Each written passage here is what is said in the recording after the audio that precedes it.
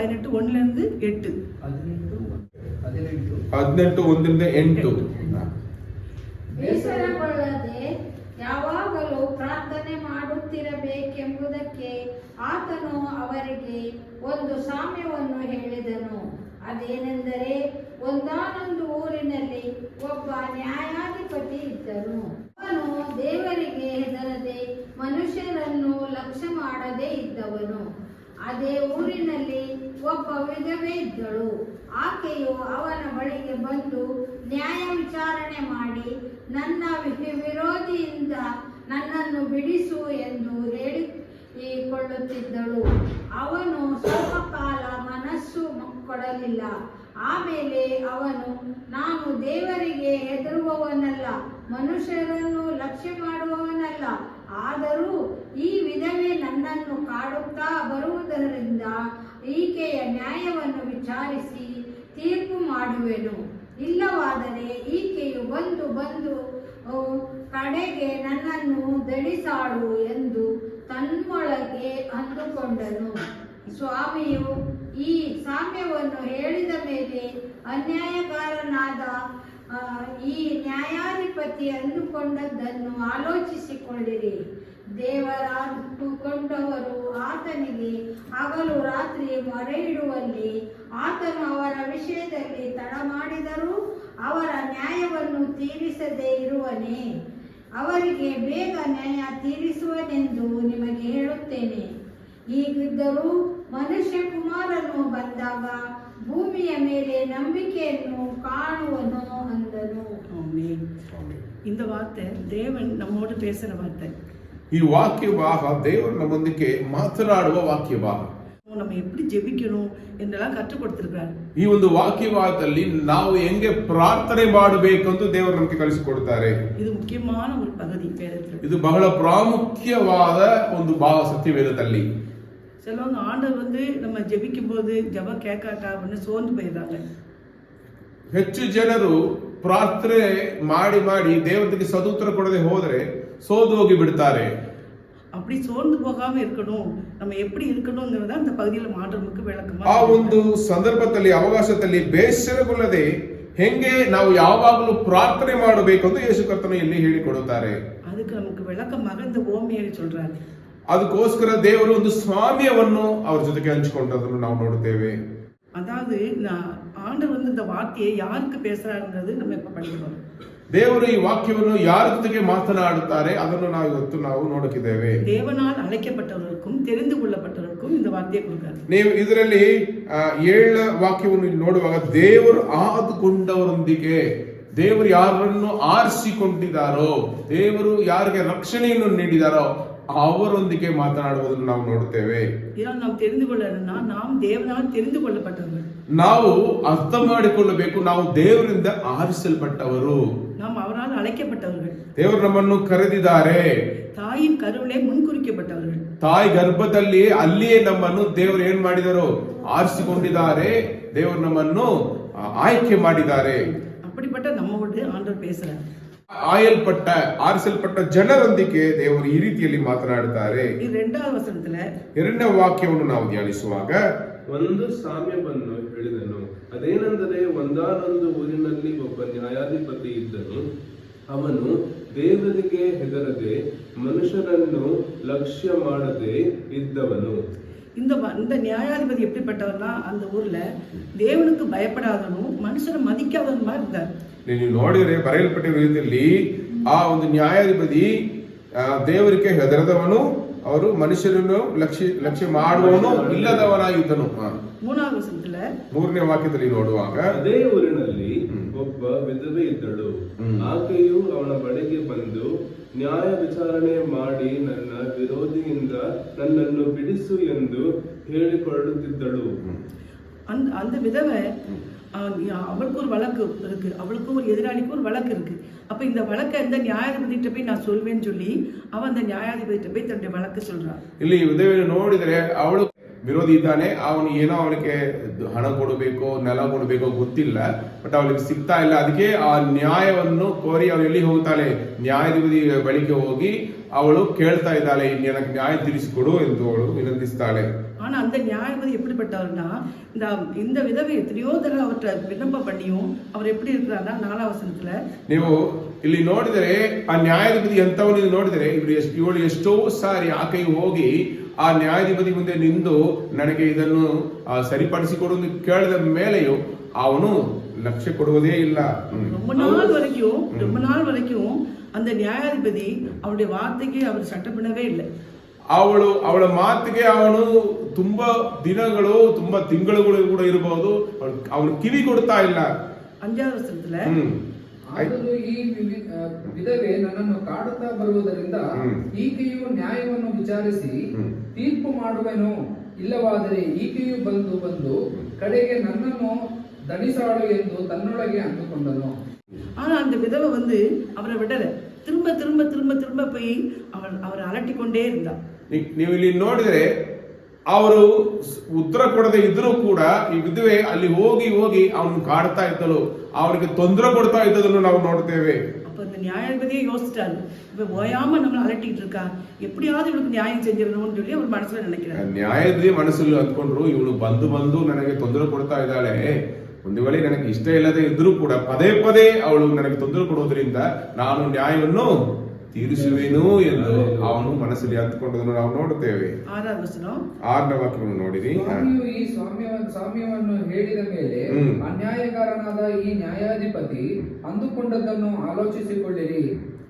இப்ப ஆண்டவர் நம்மோடு பேசுறாரு. ಇಲ್ಲಿ ದೇವರು ನಮ್ಮೊಂದಿಗೆ ಮಾತನಾಡ್ತಾರೆ. இந்த அநீதியுள்ள நியாயாதிபதி மேலே அவர் நம்பிக்கையோடு விசுவாசத்தோடு திரும்ப திரும்ப கேட்டு அந்த மனுஷனை அசைச்சிட்டா.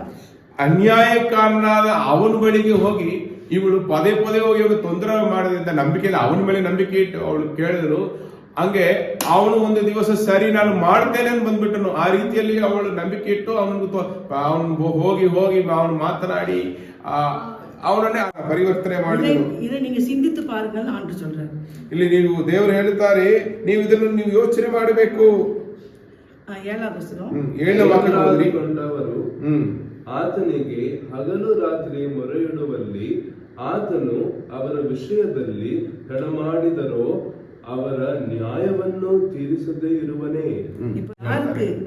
தம்மால் தெரிந்து கொள்ளப்பட்ட அவங்களுக்கு இரவும் பகலும் தம்மை நோக்கி கூப்பிடுவர்களாகிய தம்மால் தெரிந்து கொள்ளப்பட்டவர்களாகிய நமக்கு அவர் நியாயம் செய்யாமல் இருப்பாரோ? ಯಾರಿಗೆ ಅವರು ನ್ಯಾಯ ಮಾಡ್ತಾರೆ ನೋಡಿದ್ರೆ ದೇವರು ಆದುಕೊಂಡವರು, ಆಮೇಲೆ ಹಗಲು ರಾತ್ರಿ ಮೊರೆ ಇಡುವವರಿಗೆ, ಹಗಲು ರಾತ್ರಿ ಪ್ರಾರ್ಥನೆ ಮಾಡುವವರಿಗೆ ಅವರು ನ್ಯಾಯವನ್ನು ತೀರಿಸ್ತಾರೆ.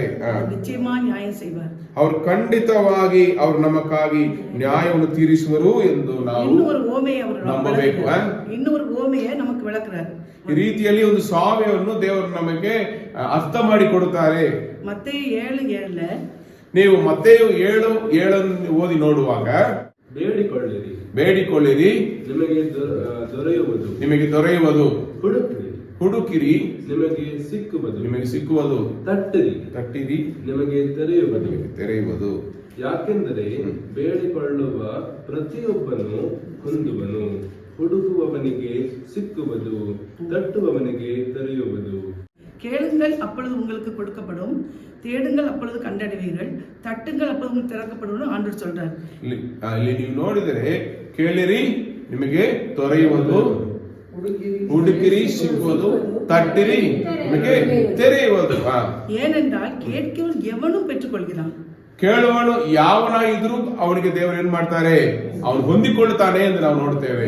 எப்படி பெற்றுக்கொள்கிறான்? அவனுடைய நம்பிக்கையோடு ஒரு விசுவாசத்தோடு ஆண்டவர் சமூகத்துல நம்ம கேட்கணும். ಕೇಳುವವನು ನಂಬಿಕೆ, ದೇವರ ಮೇಲೆ ನಂಬಿಕೆ ಇಟ್ಟು ಕೇಳುವವನಾಗಿರಬೇಕು.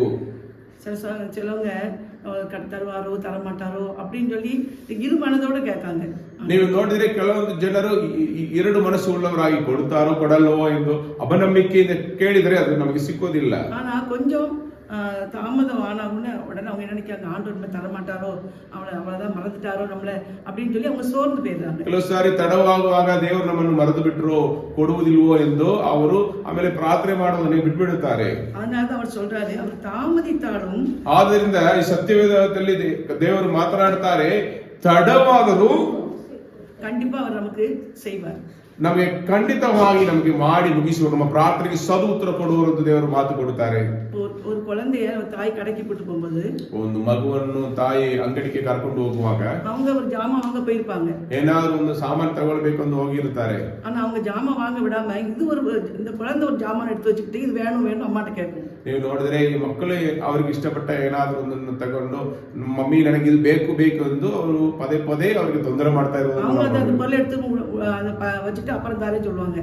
ಅವರು ಅದು ಬೇಡಮ್ಮಲ್ಲಿ ತಗೊಂಡು ಇಟ್ಟರು ಕೂಡ ಆ ಮಗು ಏನು ಮಾಡುತ್ತೆ, திரும்ப அதை எடுத்து வச்சுட்டு வேணும் வேணும் அழுவும். ತಿರ್ಗಾನು ತಗೊಂಡು ಇಟ್ಕೊಂಡು ನನಗೆ ಇದು ಬೇಕಮ್ಮ ಇದು ಕಣ್ಣೀರು ಬಿಡೋದನ್ನ ಅಳುತ್ತಾ ಇರೋದನ್ನ ನಾವು ನೋಡಬಹುದು. ஏன்னா அவனுக்கு இந்த குழந்தைக்கு தெரியும் அம்மா கண்டிப்பா வாங்கி கொடுப்பாங்க தொந்தரவு பண்ணாங்க. ನೀವು ಈ ರೀತಿಯಲ್ಲಿ ಆ ಮಗು ಇಲ್ಲಿದ್ರೆ ಅಂದ್ಕೊಳ್ತೆ, ನಾನು ಈ ರೀತಿಯಲ್ಲಿ ಪದೇ ಪದೇ ಕೇಳ್ತಾ ಇದ್ರೆ ಅವ್ರು ನಮಗೆ ಖಂಡಿತವಾಗಿ ಕೊಟ್ಬಿಡ್ತಾರೆ ಅಂತ ಆ ಮಗು ಗೊತ್ತು. அது போலதான் ஏசப்பா ஒரு பிள்ளைகளாಗಿ நம்ம விசுவாசத்தோடு நம்பிக்கையோடு கேட்கணும்னு சொல்றாரு. ನಾವು ಕೂಡ ಅದೇ ರೀತಿಯಲ್ಲಿ ದೇವರ ಮೇಲೆ ನಂಬಿಕೆ ಇಟ್ಟು ನಾವು ಪ್ರಾರ್ಥಿಸಬೇಕು. ನಾವು ಎಡಬಿಡದೆ ನಾವು ಪ್ರಾರ್ಥಿಸಬೇಕು. ಆ ರೀತಿ ಪ್ರಾರ್ಥನೆ ಮಾಡಿದರೆ ದೇವರು ನಮಗೆ ಸದುತ್ತರ ಕೊಡುವರು. ಲೂಕ 18:35 ಲೋಕ 18 ಅಧ್ಯಾಯ 35 ವಾಕ್ಯದಿಂದ ಓದಿರಿ. ಆತನು ಯೆರಿಕೋವಿನ ಸಮೀಪಕ್ಕೆ ಬಂದಾಗ ದಾರಿಯ ಮಗ್ಗಲಲ್ಲಿ ಕೂತು ಭಿಕ್ಷೆ ಬೇಡುತ್ತಿದ್ದ ಒಬ್ಬ ಕುರುಡನು ಗುಂಪಾಗಿ ಹೋಗುತ್ತಿದ್ದ ಜನರ ಶಬ್ದವನ್ನು ಕೇಳಿ ಇದೇನು ಎಂದು ವಿಚಾರಿಸಿದನು. ಅವರು ಅವನಿಗೆ ನಜರೇತಿನ ಯೇಸು ಈ ಮಾರ್ಗವಾಗಿ ಹೋಗುತ್ತಿದ್ದಾನೆಂದು ತಿಳಿಸಿದಾಗ ಅವರು, ಯೇಸುವೇ, ದಾವೀದನ ಕುಮಾರನೇ, ನನ್ನನ್ನು ಕರುಣಿಸು ಎಂದು ಕೂಗಿ ಹೇಳಿಕೊಂಡನು.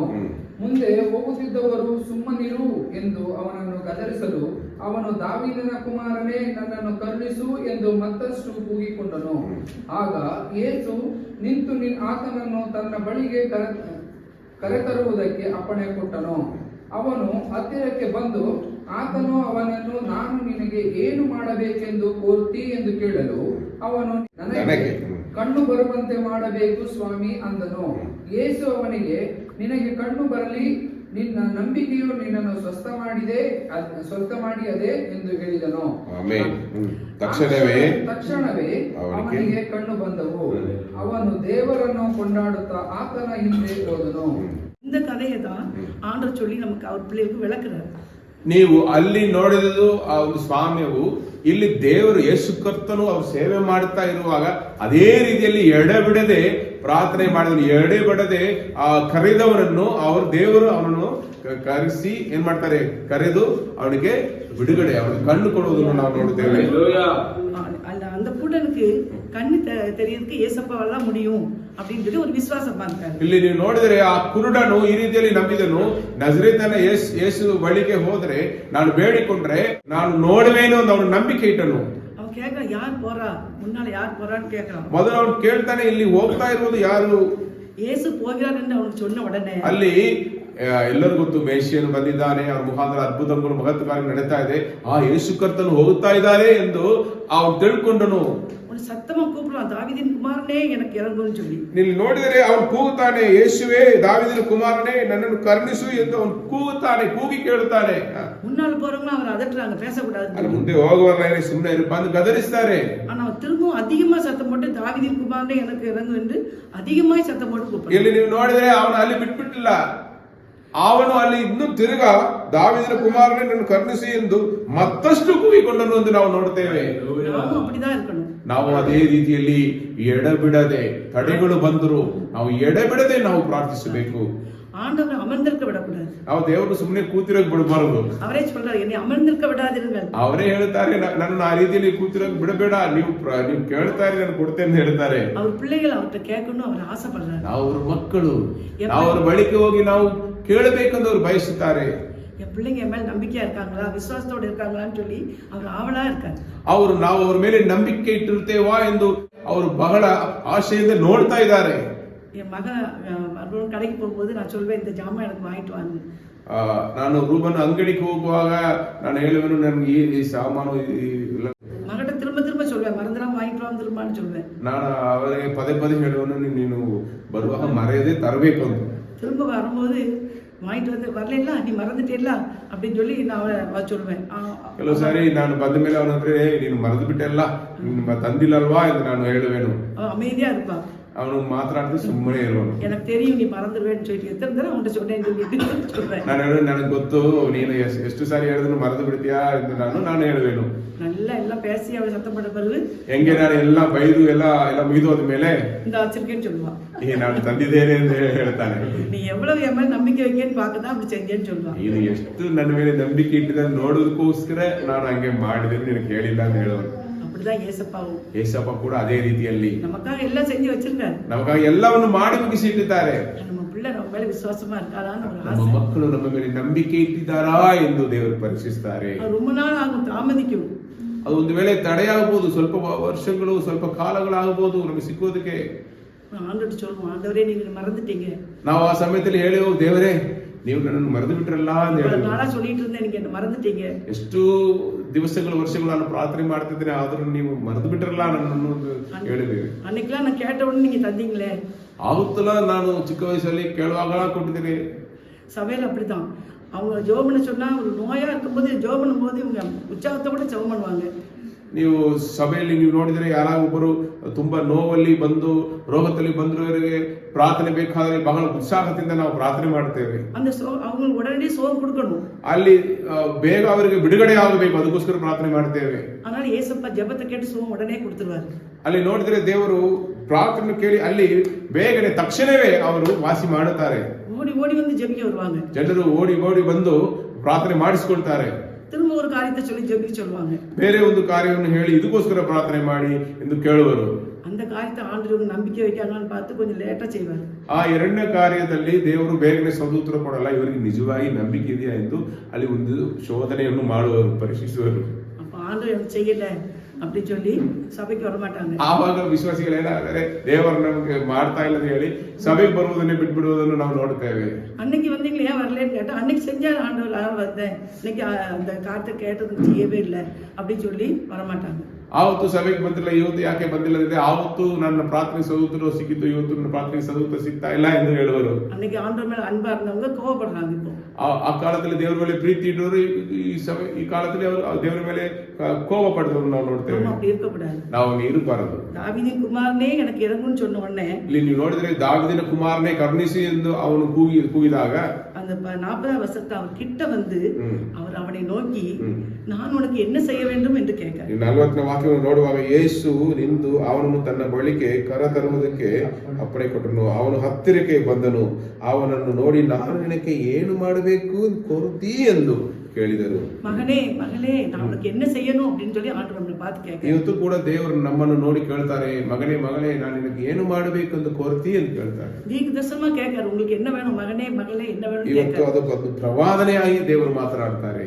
நீங்க என்ன சொல்லணும், ஆண்டவரே இந்த காரியத்தை செய்யணும்னு சொல்லி நீங்க ஆண்டவர்கிட்ட போயாம சொல்லிட்டு இருந்ததை நீங்க அவர்கிட்ட சொல்லணும். ನೀವು ಇವತ್ತು ಕೂಡ ನಾನು ಈ ಒಂದು ಕಷ್ಟದಲ್ಲಿ ಸಮಸ್ಯೆಯಲ್ಲಿ ಇದ್ದೇನೆ, ಇವು ನನಗೆ ಬಿಡುಗಡೆ ಮಾಡಬೇಕು, ನಾನು ಈ ಪ್ರಾರ್ಥನೆ ಮಾಡುತ್ತೇನೆ, ನಿಮಗೆ ನನಗೆ ಸದುತ್ತರ ಕೊಡಬೇಕೆಂದು ನಾವು ಈ ಕುರುಡನ ಹಾಗೆ ನಾವು ಬೇಡಿಕೊಳ್ಳಬೇಕು. ஆண்டவரோட விசுவாசத்தை பாக்குறாரு. ದೇವರು ಇಲ್ಲಿ ಆ ಕುರುಡನ ನಂಬಿಕೆಯನ್ನು ನೋಡುತ್ತಾರೆ. உங்க விசுவாசத்தை ஆண்டவர் பாப்பாரு. ಇವತ್ತು ಕೂಡ ನಮ್ಮ ನಂಬಿಕೆಯನ್ನು ಕೂಡ ದೇವರು ನೋಡುತ್ತಾರೆ. அப்ப என்ன செய்வாரு, உங்களுடைய காரியத்தை ஆண்டவர் செய்வார். ನೀವು ನಂಬಿಕೆಯಿಂದ ಕರೆಯುವುದಾದರೆ ಖಂಡಿತವಾಗಿ ಪ್ರಾರ್ಥನೆಗೆ ಬೇಕಾದ ಸದುತ್ತರವನ್ನು ದೇವರು ನಮಗೆ ಕೊಡುವರು. என்ன காரியமா இருந்தாலும் சரிதான், கடினமான காரியமா ಅದು இருந்தாலும் ಎಷ್ಟು ದೊಡ್ಡ ಕಾರ್ಯವಾಗಿದ್ರು ಸರಿ, நடக்க முடியாத காரியமா இருந்தாலும் ಅದು ನಡೆಯಕ್ಕೆ ಆಗಲ್ಲ, ಸಾಧ್ಯವೇ ಇಲ್ಲ ಅಂತ ಹೇಳುವ ಕಾರ್ಯಗಳಾಗಿ ಕೂಡ ಇರಬಹುದು. அவருக்கு அது லேசான காரியம். ಅದು ದೇವರಿಗೆ ಸಾಮಾನ್ಯವಾದ ಒಂದು ಕಾರ್ಯ. அவர் சொல்றாரு 42ல உன் விசுவாசம் உன்னை ரட்சித்தது. 40ನೇ ವಾಕ್ಯವನ್ನು ನೀನು ನೋಡುವಾಗ ನಿನ್ನ ನಂಬಿಕೆಯೇ ನಿನ್ನನ್ನು ಸ್ವಸ್ಥ ಮಾಡಿಯದೇ ಎಂದು ಹೇಳ್ತಾರೆ. உடனே அவன் பார்வை அடைந்து தேவனை மகிமைப்படுத்திக் கொண்டே ತಕ್ಷಣವೇ ಅವನಿಗೆ ಕಣ್ಣು ಬಂದವು, ಅವನು ದೇವರನ್ನು ಕೊಂಡಾಡುತ್ತಾನೆ. ದೇವರನ್ನು ஜனங்கள் எல்லாரும் அதை கண்டு தேவனை புகழ்ந்தார்கள். ಅಲ್ಲಿ ಜನರೆಲ್ಲ ನೋಡಿ ದೇವರ ನಾಮವನ್ನು ಮಹಿಮೆಪಡಿಸಲು ಸ್ತುತಿಸಲು ನಾವು ನೋಡುತ್ತೇವೆ. நீங்க விசுவாசித்து ஆண்டவர் சமூகத்தில் பெற்றுக்கொண்ட நன்மையை நீ ஆண்டவரை புகழ்ந்தது மட்டுமல்ல, உங்களை சார்ந்தவர்கள் அதை பார்த்து தேவனை புகழ்வார்கள். ನೀವು ದೇವರ ಮೇಲೆ ನಂಬಿಕೆ ಇಟ್ಟು ಪ್ರಾರ್ಥನೆ ಮಾಡಿ ಪಡೆಕೊಳ್ಳುವ ಆಶೀರ್ವಾದಗಳು ನಿಮ್ಮ ಮನೆಯಲ್ಲಿಯೂ ನಿಮ್ಮ ಕುಟುಂಬದಲ್ಲಿಯೂ ನೀವು ಬದುಕ್ತಾ ಇರುವ ಸ್ಥಳದಲ್ಲಿ ನೋಡುವರು, ಅದನ್ನು ನೋಡಿ ದೇವರ ನಾಮವನ್ನು ಮಹಿಮೆಪಡಿಸುವರು.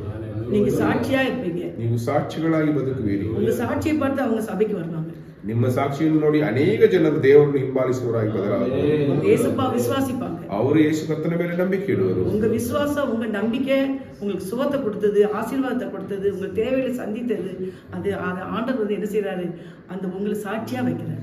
ನೀವು ನಂಬಿಕೆ ಇಟ್ಟು ಪ್ರಾರ್ಥನೆ ಮಾಡಿ ದೇವರ ಕಡೆಯಿಂದ ಪಡ್ಕೊಂಡ ಬಿಡುಗಡೆ ಆಶೀರ್ವಾದ ಅನೇಕರಿಗೆ ಸಾಕ್ಷಿಯಾಗಿತ್ತು, ಅನೇಕರಿಗೆ ಅದು ಆಶೀರ್ವಾದವಾಗಿಯೂ ಬದಲಾಗುತ್ತೆ. ಜನಗಳು ಎಲ್ಲಾರು ಸುತ್ತಿಯವರು ಎಲ್ಲಾರು அதை ಕಂಡು ದೇವರನ್ನು ಮಹಿಮೆಪಡಿಸಿனாங்க. ನಿಮಗೆ ಸಿಕ್ಕಿರುವ ಆಶೀರ್ವಾದ, ನಿಮಗೆ ಸಿಕ್ಕಿರುವ ಆರೋಗ್ಯ, ನಿಮಗೆ ಸಿಕ್ಕಿರುವ ಬಿಡುಗಡೆ ನೋಡಿ ನಿಮ್ಮನ್ನು ಸುತ್ತಮುತ್ತಲೂ ಇರುವ ಎಲ್ಲ ಜನಾಂಗದವರು ದೇವರ ನಾಮವನ್ನು ಮಹಿಮೆಪಡಿಸುವರು. உங்களை சுற்றியுள்ளவர்கள், உங்க சொந்தக்காரங்க, உறவினர்கள் எல்லாரும் தேவனை மகிமைப்படுத்தி நீங்க வணங்குற தேவனை அவர்களும் வணங்குவாங்க, ರಕ್ಷಿಸப்படுவாங்க. ಕರ್ತರು ಈ ರೀತಿಯಲ್ಲಿ ನೀವು ದೇವರ ಮೇಲೆ ನಂಬಿಕೆ ಇಟ್ಟು ಎಡೆಬಿಡದೆ ಪ್ರಾರ್ಥನೆ ಮಾಡಿ ನೀವು ದೇವರನ್ನು ಬೇಡಿಕೊಂಡ್ರೆ ಖಂಡಿತವಾಗಿ ದೇವರು ನಿಮಗಾಗಿ ಸದುತ್ತರ ಕೊಟ್ಟು ನಿಮಗೆ ಬಿಡುಗಡೆಯನ್ನು ಕೊಟ್ಟು ಆಶೀರ್ವಾದವನ್ನು ಹೆಚ್ಚಾಗಿ ದೇವರ ಅನುಗ್ರಹಿಸಿ ನಿಮ್ಮನ್ನು ಕುಟುಂಬದ ಮಧ್ಯದಲ್ಲಿ ಸಾಕ್ಷಿಯಾಗಿ ನಿಲ್ಲಿಸಿ ಅನೇಕ ಜನರು ನಿಮ್ಮನ್ನು ಹುಡುಕಿ ಬಂದು ಈ ದೇವರು ನನಗೂ ಬೇಕೆಂದು ಕೇಳುವ ಹಾಗೆ ದೇವರು ನಿಮ್ಮನ್ನು ಸಾಕ್ಷಿಯಾಗಿ ನಿಲ್ಲಿಸುವರು.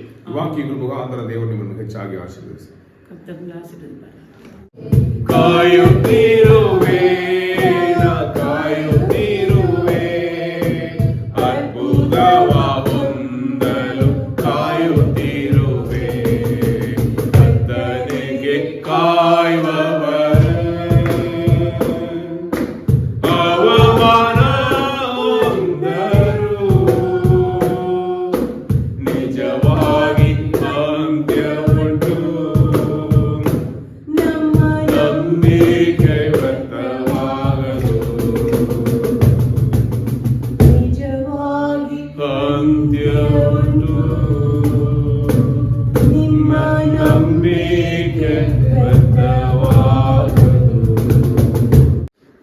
ಪರಿಶುದ್ಧನೂ ಮಹೋನ್ನತನೂ ಆಗಿರುವ ಆತನೇ, ಈ ಒಳ್ಳೆಯ ಸಮಯಕ್ಕಾಗಿ ನಮಗೆ ಸ್ತೋತ್ರ ಸ್ವಾಮಿ.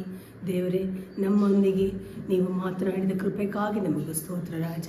ಅಪ್ಪ, ಈ ಉಪವಾಸ ದಿನದಲ್ಲಿ ಸ್ವಾಮಿ ರಾಜನೇ, ಈ ವಾಕ್ಯವನ್ನು ಕೇಳಿರುವ ಪ್ರತಿಯೊಬ್ಬರನ್ನು ನಿಮ್ಮ ಪಾದದಲ್ಲಿ ಒಪ್ಪಿಸಿಕೊಡ್ತೇನೆ ಸ್ವಾಮಿ. ರಾಜನೇ, ಚಿಕ್ಕ ಮಕ್ಕಳ ಥರ ನಾವು ಎಡೆಬಿಡದೆ ಪ್ರಾರ್ಥನೆ ಮಾಡಬೇಕು, ನಂಬಿಕೆಯಿಂದ ಪ್ರಾರ್ಥನೆ ಮಾಡಬೇಕು. ನಾವು ಕೇಳಿದರೆ ದೇವರು ನಮಗೆ ಕೊಟ್ಟೇ ಕೊಡ್ತಾರೆ. ಅವರು ಕಳುಹಿಸಿರುವ ವಾಗ್ದಾನಗಳು ತನ್ನ ಕೆಲಸವನ್ನು ಮುಗಿಸದೆ ಅವರ ಹತ್ರ ತಿರುಗಿ ಹೋಗುವುದಿಲ್ಲ ಎಂಬುದಾಗಿ ಬರೆಯಲ್ಪಟ್ಟಿರುವ ಪ್ರಕಾರ ಸ್ವಾಮಿ, ನಮ್ಮ ಜೀವನದಲ್ಲಿ ಕಳಿಸಿರುವ ವಾಗ್ದಾನವನ್ನು ಖಂಡಿತ ನೆರವೇರಿಸ್ತೀರಾ ಎಂಬುದನ್ನು ಇವತ್ತು ಇನ್ನೊಂದು ಆವರ್ತಿ ತಿಳಿಸಿಕೊಟ್ಟ ಕೃಪೆಗಾಗಿ ನಮಗೆ ಸ್ತೋತ್ರ ಸ್ವಾಮಿ. ದಾವಿದನ ಕುಮಾರನೇ, ಕರುಣೆ ತೋರಿಸಪ್ಪ ಅಂತ ಅವನು ಕೇಳಿದಾಗ, ನಿನಗೇನು ಬೇಕು ಅಂತ ದೇವರು ಕೇಳುವಾಗ, ಅವನು ನನಗೆ ಕಣ್ಣು ಬೇಕು, ನಾನು ಕಾಣಬೇಕು ಅಂತ ಹೇಳುವಾಗ, ಸ್ವಾಮಿ ನೀವು ಅವನನ್ನು ವಾಸಿ ಮಾಡಿ ಅಪ್ಪ, ಅವನು ಕತ್ತಲಲ್ಲಿ ಇದ್ದ ಅವನನ್ನು ನೀವು ಸ್ವಾಮಿ ಕಣ್ಣುಗಳನ್ನು ನೀವು ಅಪ್ಪ ತೆರೆದು ಅವನಿಗೆ ಬೆಳಕನ್ನು ತೋರಿಸಿದ್ರಿ ಸ್ವಾಮಿ. ಆವಾಗ ನೀವು ನಾನೇ ಈ ಲೋಕಕ್ಕೆ ಬೆಳಕು ಎಂಬುದನ್ನು ಅವನಿಗೆ ತೋರಿಸಿ ಆ ದಿನದಿಂದ ಅವನು ಸ್ವಾಮಿ ಎಲ್ಲವನ್ನು ನೋಡಲಿಕ್ಕೆ ಅವನಿಗೆ ಸಹಾಯ ಮಾಡಿದ್ರಿ ಅಪ್ಪ. ಅಷ್ಟು ವರ್ಷ ಅವನಿಗಿದ್ದ ನೋವನ್ನು ಒಂದು ಕ್ಷಣ ಮಾತ್ರದಲ್ಲಿ ನೀವು ನಂಬಿಕೆ ಅವನಿಗಿದ್ದ ಕಾರಣ ನೀವು ವಾಸಿ ಮಾಡಿದ್ದನ್ನು ನಾವು ನೋಡುತ್ತೇವೆ ಸ್ವಾಮಿ. ರಾಜನ, ಈ ದಿನ ನಮ್ಮ ಜೀವನದಲ್ಲಿ ಎಷ್ಟೋ ಕಾರ್ಯಗಳು ಸ್ವಾಮಿ ತಡೆಯಾಗಿರ್ಬೋದು, ನಮ್ಮ ಮಕ್ಕಳ ಕಾರ್ಯವಾಗಿರ್ಬೋದು, ಭವಿಷ್ಯದ ಕಾರ್ಯಗಳಾಗಿರ್ಬೋದು, ಮದುವೆ ಕಾರ್ಯಗಳು, ಕೆಲಸ ಕಾರ್ಯಗಳು ಅಪ್ಪ ಸ್ವಾಮಿ, ಆರೋಗ್ಯ ಸಮಸ್ಯೆಗಳು, ಸಮಾಧಾನ ಕೊರತೆಗಳು, ನಾವು ಒಂದು ವಿಷಯಕ್ಕೋಸ್ಕರ ಸುಮಾರು ದಿನಗಳಾಗಿ ಪ್ರಾರ್ಥನೆ ಮಾಡ್ತಾ ಇದ್ದೇವೆ, ನಮಗೆ ಉತ್ತರ ಸಿಗ್ತಾ ಇಲ್ಲಲ್ವೇ ಎಂಬುದಾಗಿ ನಾವು ನೋವಲ್ಲಿ ಅಪ್ಪ ಸ್ವಾಮಿ ಮನ ಭಾರದಲ್ಲಿ ಇರಬಹುದು ರಾಜ. ಆದರೆ ಇವತ್ತು ನಮಗೆ ನೀವು ವಾಗ್ದಾನ ಕೊಟ್ಟ ಪ್ರಕಾರ ನಂಬಿಕೆಯಿಂದ ನಾವು ಪ್ರಾರ್ಥನೆ ಮಾಡುವಾಗ, ನಾವು ಸ್ಥಿರಚಿತ್ತರಾಗಿ ಪ್ರಾರ್ಥನೆ ಮಾಡುವಾಗ, ರಾಜನೇ ಎಡೆಬಿಡದೆ ಪ್ರಾರ್ಥನೆ ಮಾಡುವಾಗ, ಹಗಲು ರಾತ್ರಿ ನಿಮ್ಮ ಹತ್ರ ಕೇಳ್ತಾ ಇರುವಾಗ ಅಪ್ಪ, ಅನ್ಯಾಯವಾಗಿರುವ ಆ ಮನುಷ್ಯನೇ ಸ್ವಾಮಿ ಕೊಟ್ಟದನ್ನು ನಾವು ನೋಡುತ್ತೇವೆ. ಅದೇ ಪ್ರಕಾರ ರಾಜನೇ, ನೀವು ನ್ಯಾಯವುಳ್ಳ ದೇವರು, ನ್ಯಾಯಾಧಿಪತಿ.